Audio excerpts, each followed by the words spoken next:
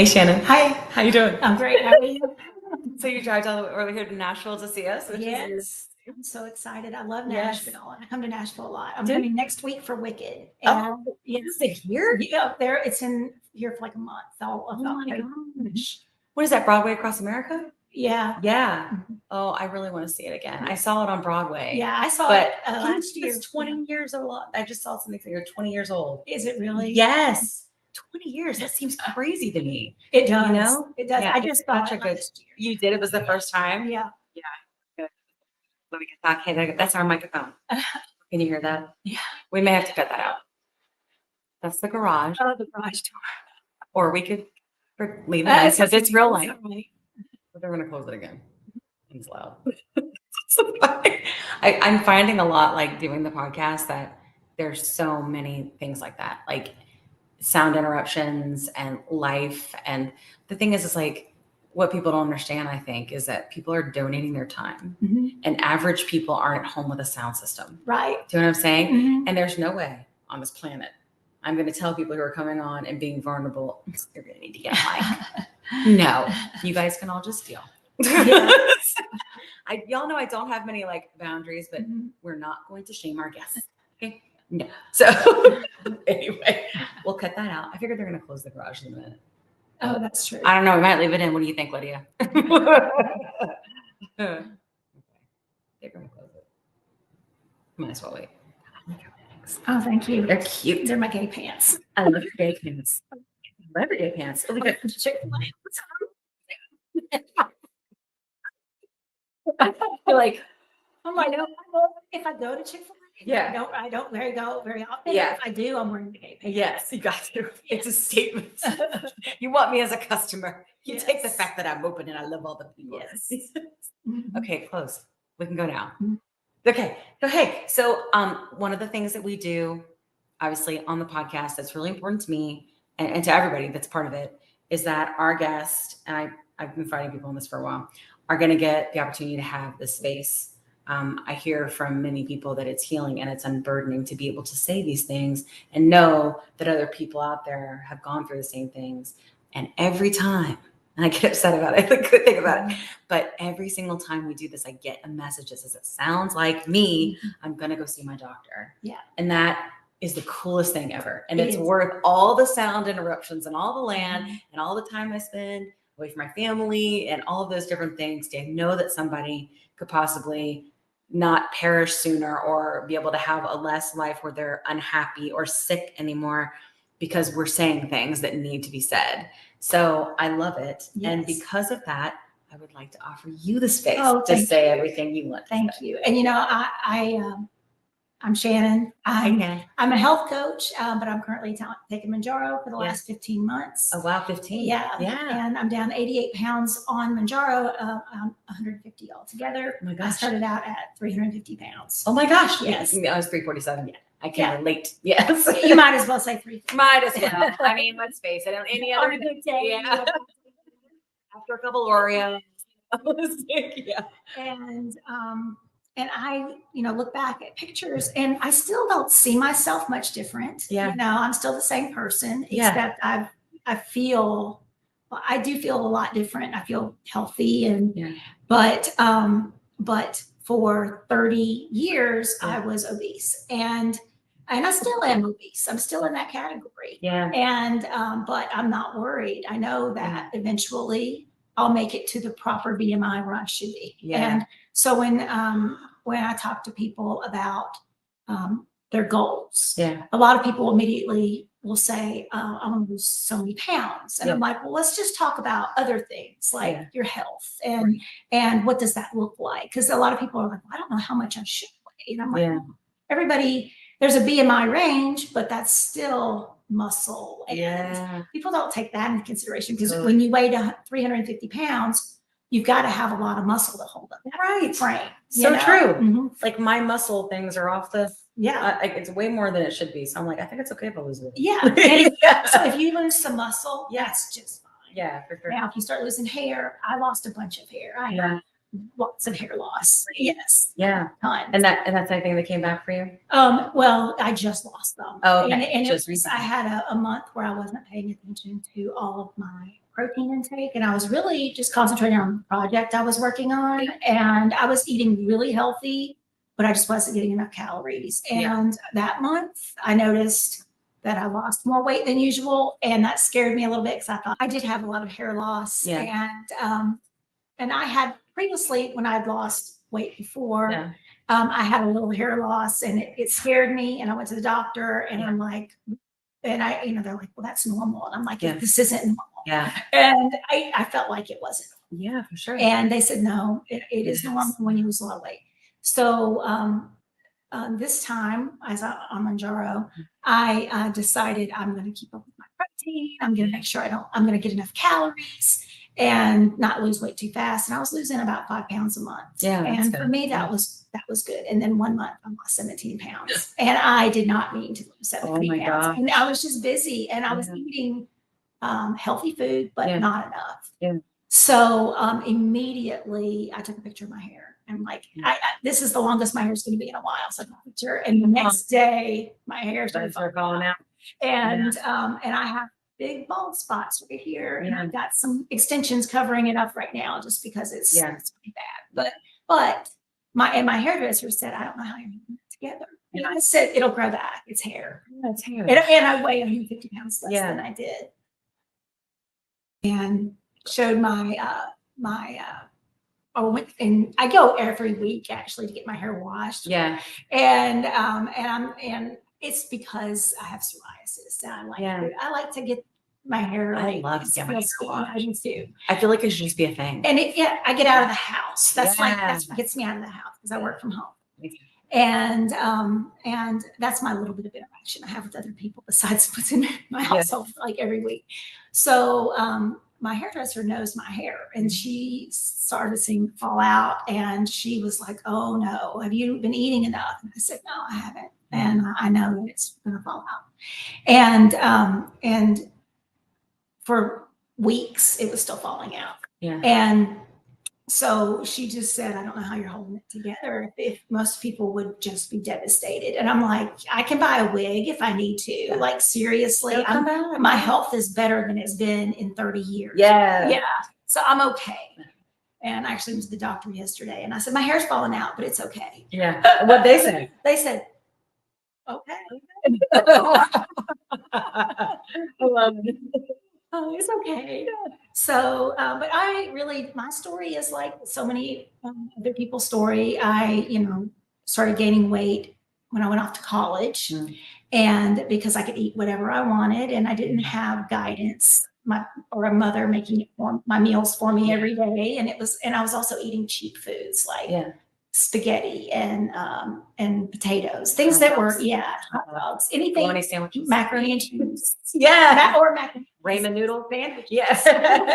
Oh, that's never heard that one before. And I realized, how healthy I had it when I was young. My parents knew what to make.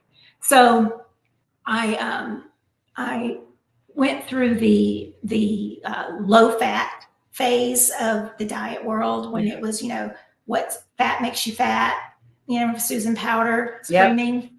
And so I did low fat everything, and I still continued to gain weight. And then I would say after my first kid, I had stayed around 260 for years.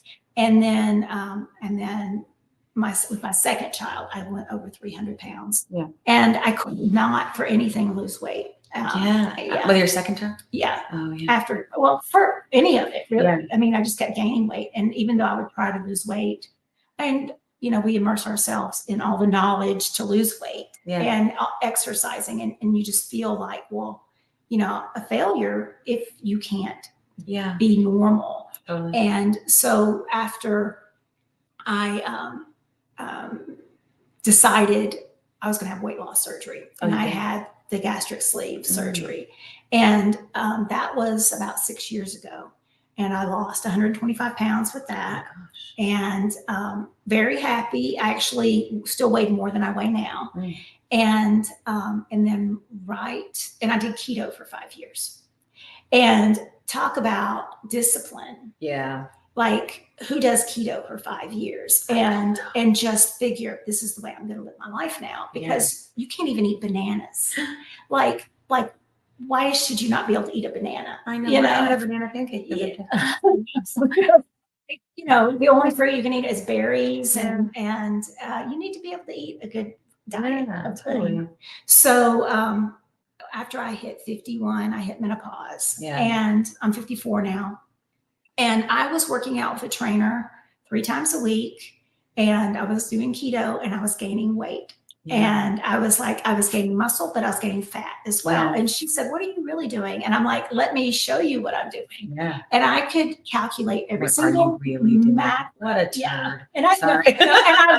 And she has seen the way I still work it. But yeah, she asked me if I thought Manjaro was a crutch, and I'm like, no. Watch the show. Don't you know? You know me. Yeah, I love it. But it's like when you're doing everything that you can, and you knew that you were losing weight, and all of a sudden it's going the other way, but you're still eating less food, less calories than you're expending every day. How can you possibly gain weight? And I was a keto coach also. I was coaching keto, and the big thing was just cut your carbs and you lose weight. And so I was doing that. I was working out, and I said, "Look, I can show you every single thing I put in my mouth. I can show you my Fitbit. All the steps, all the energy, and the math doesn't work. It's not girl math. It's not smart. So I had looked into GLP1 medications, and just about them, different things. And this How did you hear about it? I was just researching different things. Just and also I thought maybe it had something to do with diabetes. I was pre-diabetic. And of course, when I was told I was pre-diabetic, I wasn't told what to do about it. I was just told you're pre-diabetic. Is that before the surgery or after? That was before the surgery. But I was told that 10 years before my surgery. And 10 years before my surgery, I'm like, well, I guess I'm not diabetic yet. That's what that means. Meanwhile, it's a condition all on its own. Right, totally. And did you hear that? Yeah, it really is. Did y'all hear that? Condition all its own. It is. And I remember I kept going back to the doctor right before my surgery. Yeah. And I was saying, there's just something not right with me. I don't feel right. Something's off. I'm just so tired and I just don't feel good. And they ran all these tests and they came back and go, oh, guess what? We found out what's wrong with you.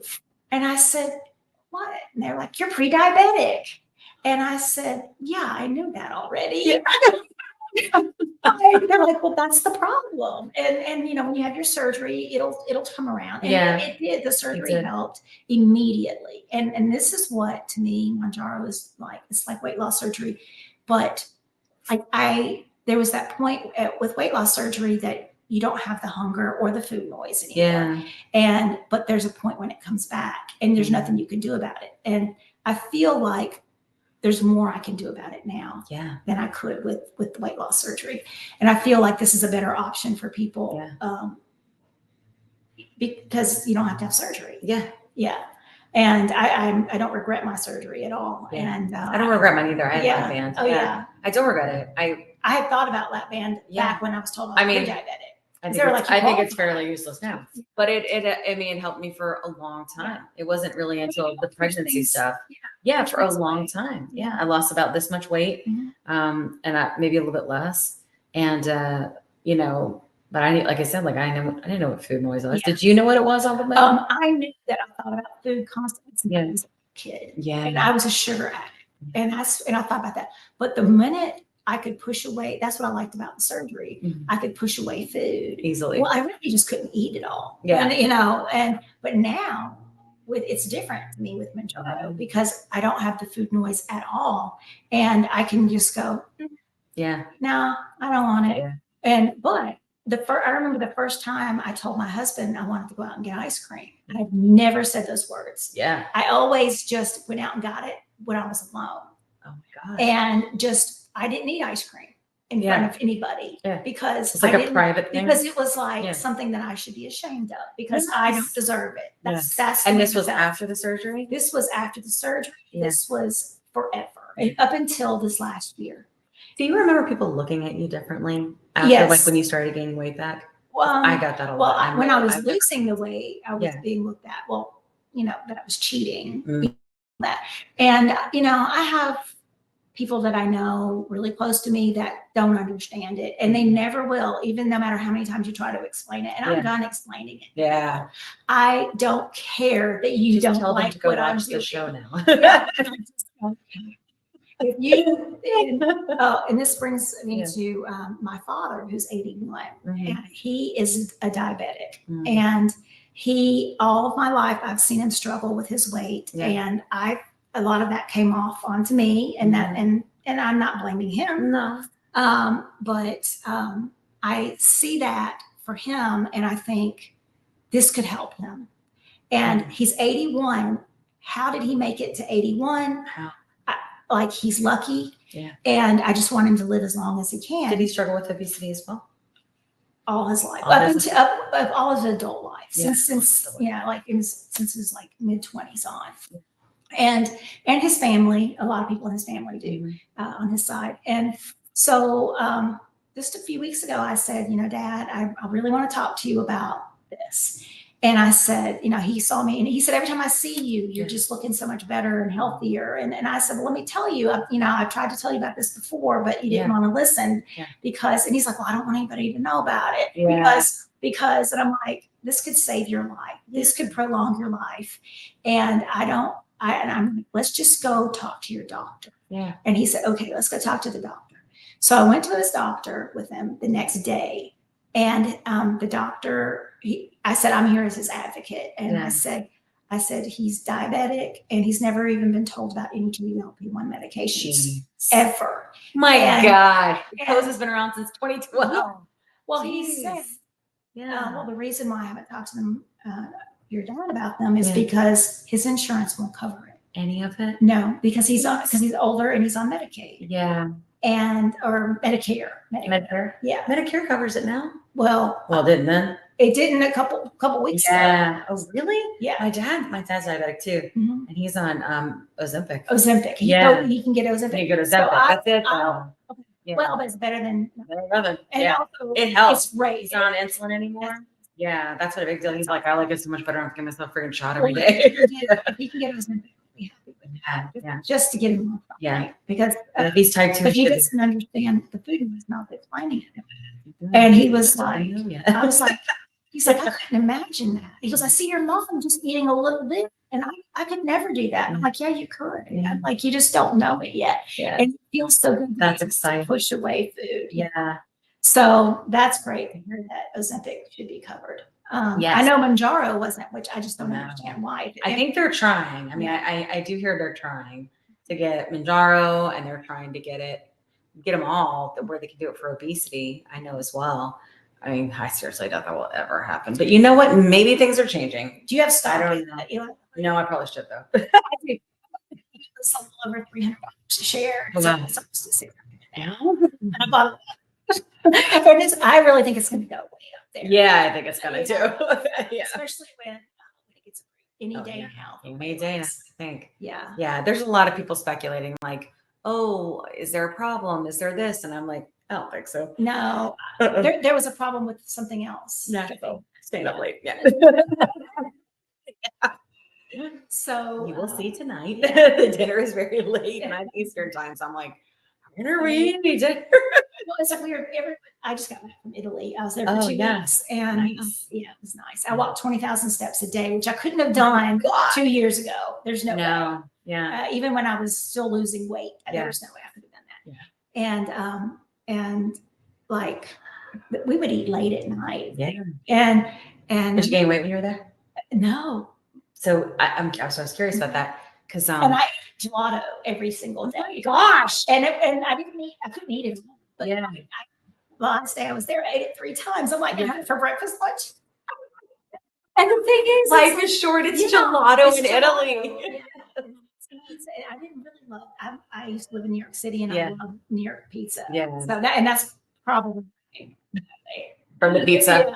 I believe it. Yeah. I feel like it would be very easy for hot dogs. Yeah. And pizza in New York. I like Nathan's hot dogs. Yeah.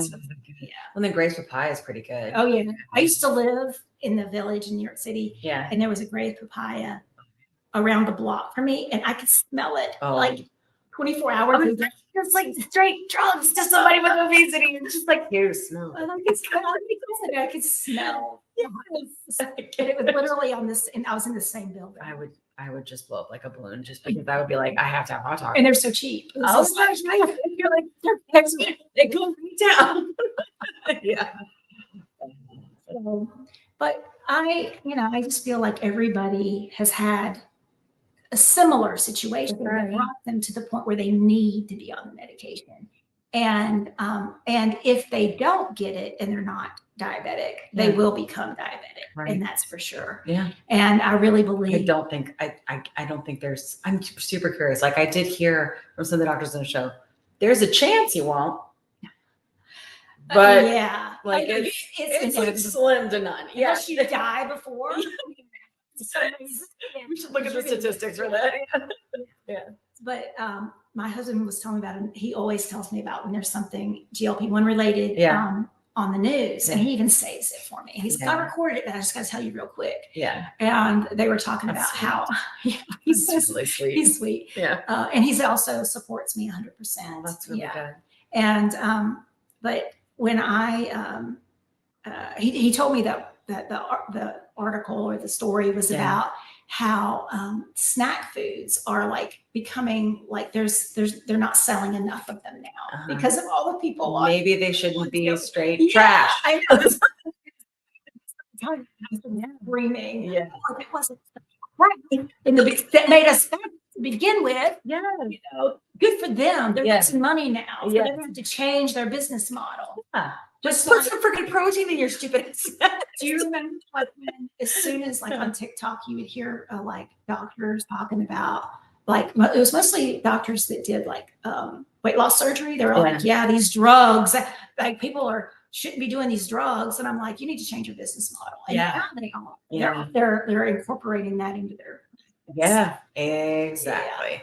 Yeah, I think it's interesting. Like I think, let me tell you. When I saw stuff coming out about the food, like the article about Walmart saying like they were selling less groceries, I thought to myself, maybe the issue with the recession is not all the fat people's fault too. Mm-hmm. Like, I mean, what the crap? Yeah. Like I can't even, like, it blows my mind. No matter what we do, the bias and the blame is on us. Is on us. You know, you're getting well. Oh, it's the fat people's fault. You know, nobody's funny. Shit, of course people aren't going and buying tons of groceries because the prices are skyrocketing. Well, we're spending all our money out of pocket on jar. Right, exactly. Maybe it shouldn't cost so much money. Yeah. Go talk and get on the insurance plans or find it to be less, expensive. Yeah, but that's so typical. Like the only one I've seen that came out positive was the one about the airlines. They're like, because people weigh less, we're spending a lot less fuel. Oh, thanks for that. It's a real in the open seat. I don't need to have a seat. Yes. They don't. Maybe they won't have to buy them anymore. On my 24-hour flight. Yeah. I sat in the middle of the middle row. Oh God! I did that on Hawaii. Yeah. I was miserable. Oh, I was really like nervous about it. Yeah. I'm like, I'm gonna freak out. Like I'm gonna be one of those people that are gonna have to pull me off. And it was the most comfortable ride I've ever had on a seat. And I was like, these seats are way bigger than I thought they would be. Well, I just got smaller. You just got smaller. Yeah. And I'm like, I was really surprised. It's the little thing. Yeah. Yeah. And everyone loves that. It's like their victories or their victories. Those are better than the scale. Yeah. Because the scale ones almost seem arbitrary. Like they don't make any sense. Do you know what I'm saying? It's like 1 week I'll be up and the next week I've lost 5 pounds. Like, no, it's because you my favorite thing to do is sleep late. Yeah. I only get up because I have to go poop. Yeah. And I take off all my clothes and I run down and weigh myself. You all do it too. That's the best way of the day. And that's when I usually like, Yeah. you can tell, and that's my weight, no matter what, the rest of the week. Yeah, that's the one. I'm like, if it's not that the next day, that doesn't count. It's and you know, Totally. once a week. That happens. Yeah, it is hard not to weigh every day. I never did that before Manjaro.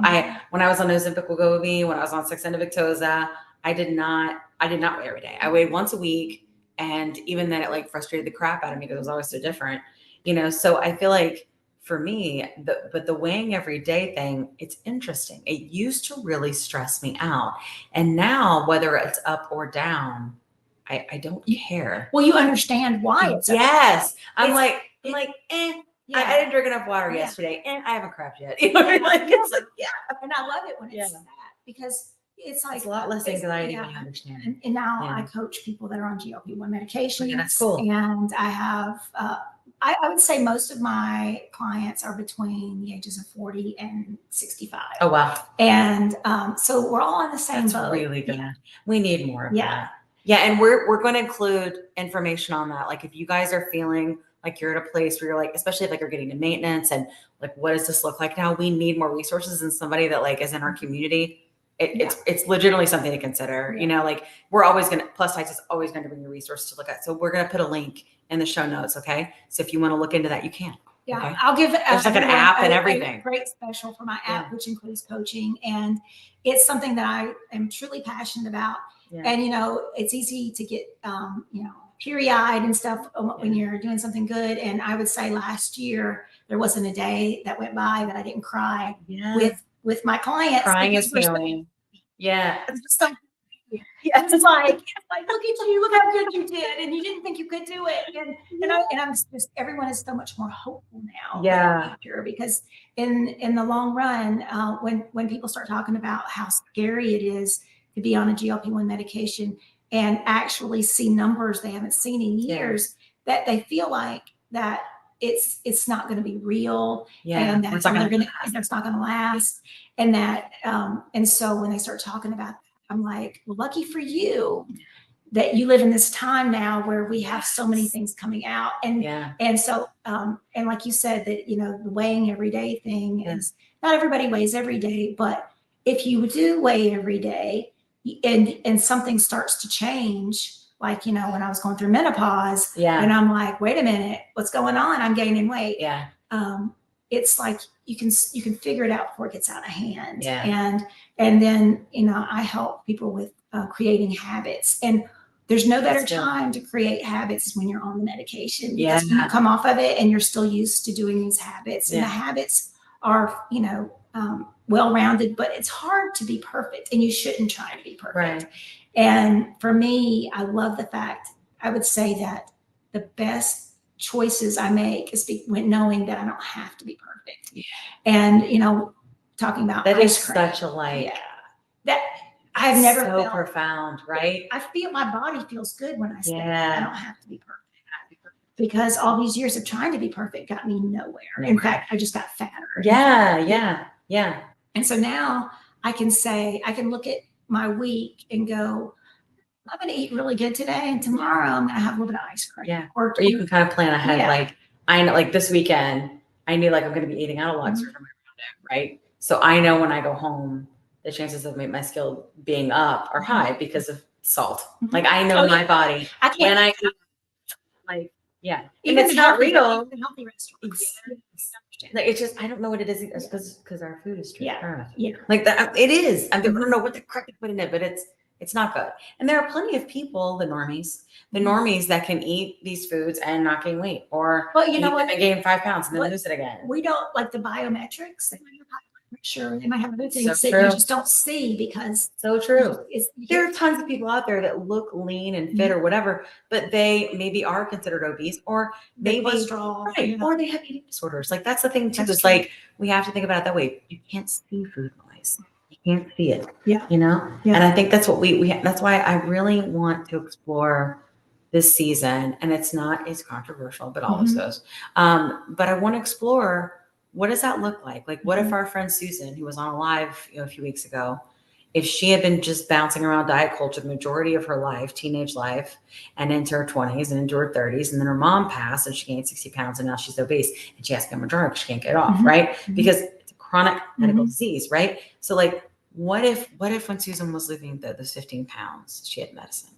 Like, I think we've got to look at that. Yeah. There's something there. Also, you know, I was a kid of the 80s, a teenager of the 80s. Yeah. And Guess jeans were really in, and I found my Guess jeans. Like, we're not that far apart in age. Well, 10 years. Okay. Yeah, but not much yet. Well, 80s were so great. Yeah. That everyone loved. Yeah, they were in that.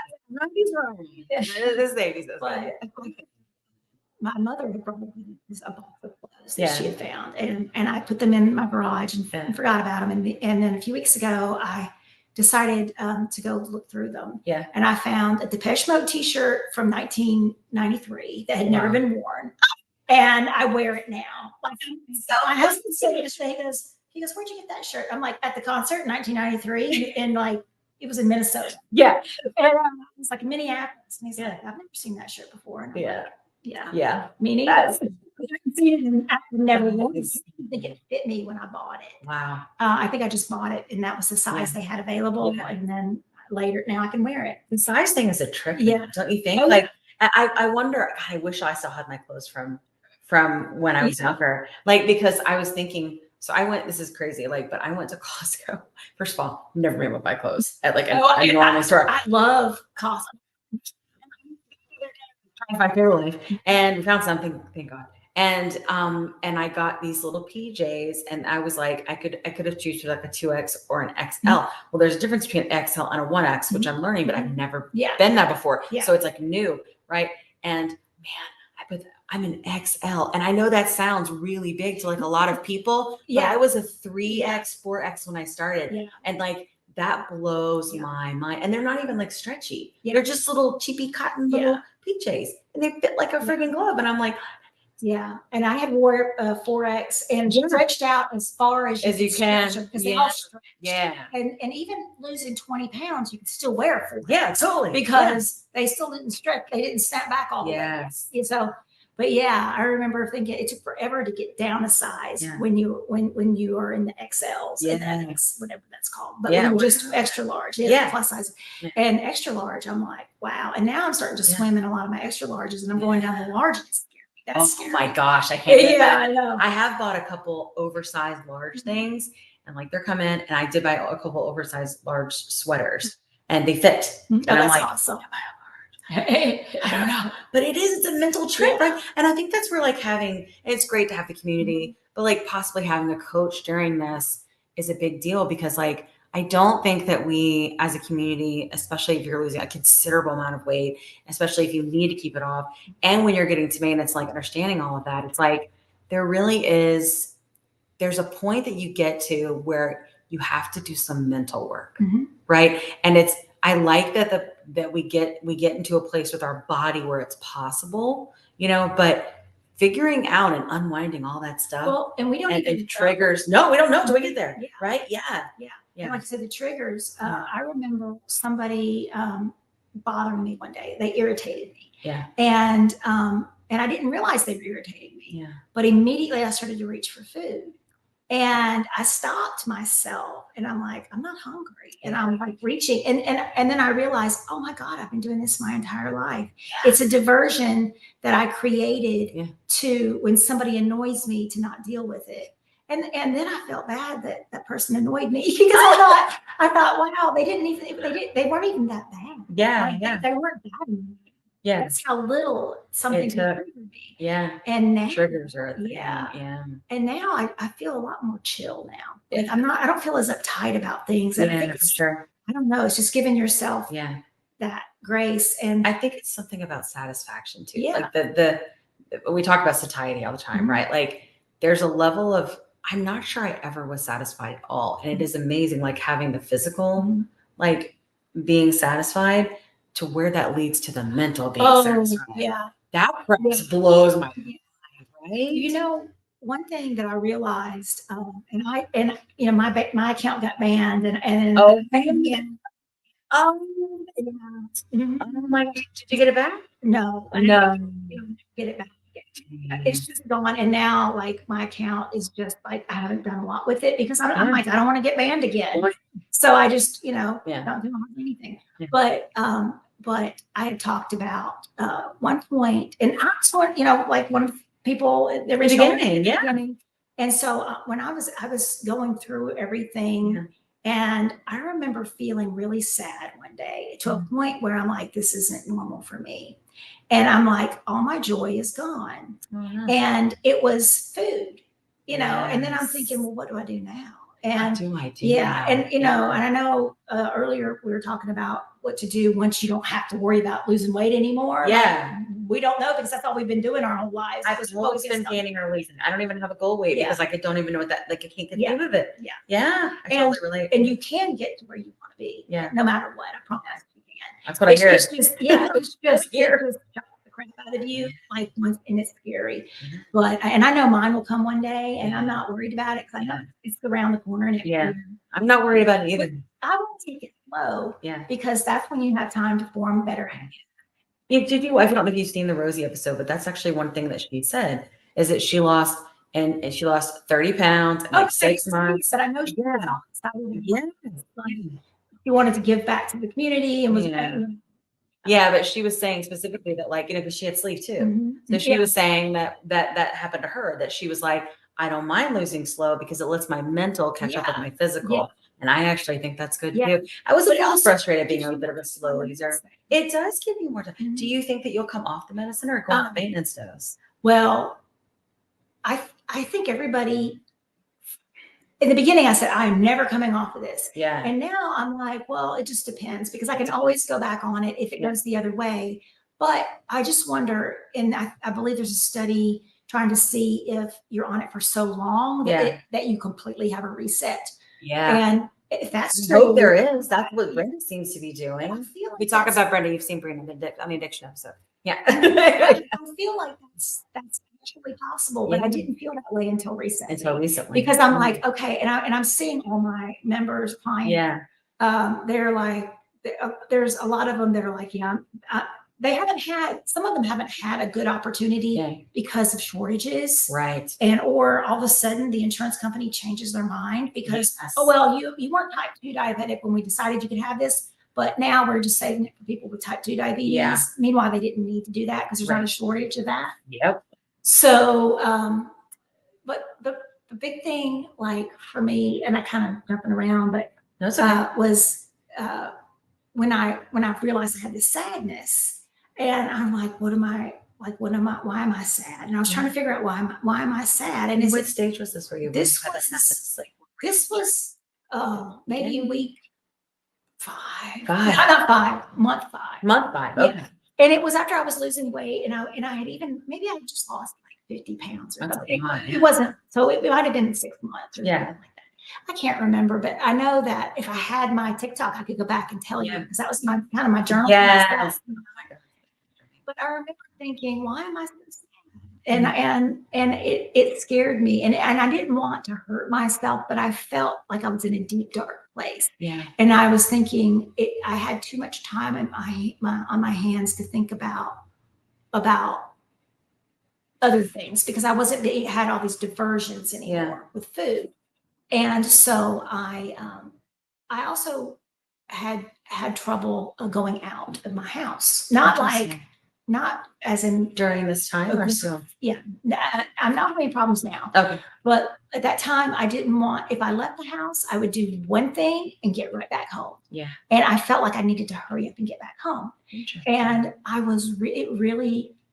that bothered me. And I would just have a panic attack when I was in stores. And living in New York City, I was around a lot of people all the time. And I moved back home to Alabama and I go into a Walmart and I lose my shit because I'm like, I lose my shit in the Walmart. Always have.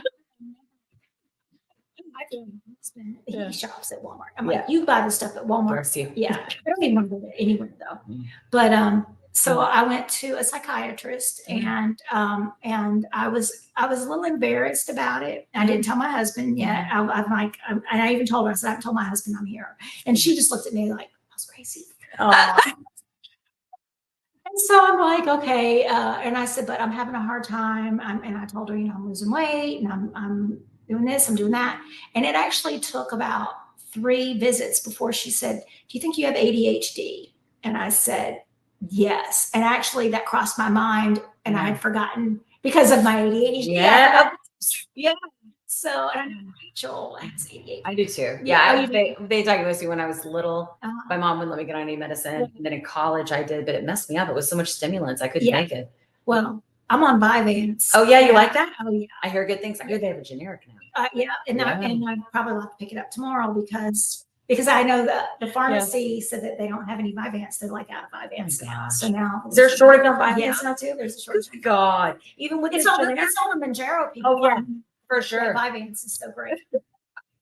Yeah, because we realized that probably one of the biggest reasons we had obesity and BED is because we're eating it. That's right. Yeah. And so, but then I realized, like, and I'll talk to my husband about it. I was like, I got ADHD, and he's like, do you have ADHD? Like, how are you figuring this out now? And I'm like, it was there the whole time. And I remember if I would have known, like what you said about that person annoying you, you're probably bored. I want to do something. I need to do something. Let me do this. But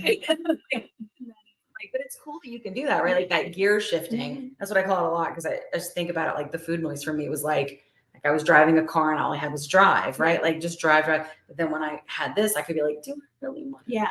And it's like that's kind of what you did in that moment. That's the mental work that I'm talking about. That's where I think if you're either not talking to your community or have a good friend or someone that understands or a coach, right? That kind of thing I think is really important. Yeah. And different people need different levels. Yeah. And it's great to be able to talk to them. That's what I find my clients tell me all the time. I'm so glad. Like they were worried at first when they were getting a coach. Were they going to get some skinny 20-year-old that didn't diet culture? That's going to tell them to go do some yoga or work out. Yeah. Massive. What are you actually eating? Yeah. Exactly. And so a lot of people tell me, I'm so glad you're doing this journey with me. Yeah. And that we can talk about things and they don't feel so weird about it. Yeah. And I like that too. I'm on the journey with them and it's fun. That is cool. Yeah. It is nice to be able to see people succeed or even when they're struggling to be able to kind of help them through it. Because there's so much mental stuff. Yeah. There's so much like people talk about it being a miracle. Like, like it is because we've had disease forever and there's been no way to treat it. But at the same time, it's like, I feel lucky. I feel very lucky. Yeah. And I think we only have today. Yeah. Do you know what I mean? Like I think about that a lot because I think to myself, hey, ultimately I would like to be on this medicine forever. It does significantly control my obsessive anxiety that I've had forever, which I'm pretty sure also has to do with ADHD. Yeah. Oh yeah. Yes. Yeah. It's gotten better. Is it better with the majority? Mine's for 2 years. Oh my gosh. Until I went to Italy. What? And they stopped, I was in Italy. Still? And my ears aren't ringing. And all of a sudden, my ears, I noticed it was like it's inflammation. Yes. I think that's some of it at least. And I was talking to my sister-in-law today about that. And she's like, I think it's inflammation. And I'm like, yeah. Did it start ringing? It started not ringing? It started not ringing. Because they don't have a bunch of crap in their food. They don't. And also, I could breathe there. Where I live here in Alabama, it's called the Valley. I went to school there. Oh yeah, Tuscaloosa. Okay. Yeah. Oh yeah. Oh. I don't either. You have to pretend though, or because that's like a cult there. Like you have to pick a side. Yeah. Okay. But I live in northern Alabama. The Indians call it the Valley of Sickness. And I was recently diagnosed with interstitial cystitis. I don't know if you know what that is, but it feels like you have a urinary tract infection all the time. No. And that is, they found out that that could be related to inflammation and a histamine reaction. Really? And so I'll take a chewable, children's chewable Claritin when I have it, and it'll in 5 minutes I'll feel better. But it's crazy. But all of these, and the thing is with Mounjaro, a lot of my inflammation just left. It's crazy. And I do think it is superior in that way too, in my experience, in my opinion, than with Ozempic Wegovy, which I think are wonderful medications, but the inflammation reduction, and I hope good things for my mother with her arthritis. Yeah. That's where I get it from, you know? And I hope that she will be able to experience the same thing, you know? Yeah. She's going to be like, why are you talking about me? I don't know what to tell you. You on it. It's what it is. Yeah. It's what we know. It's what we know. Yeah.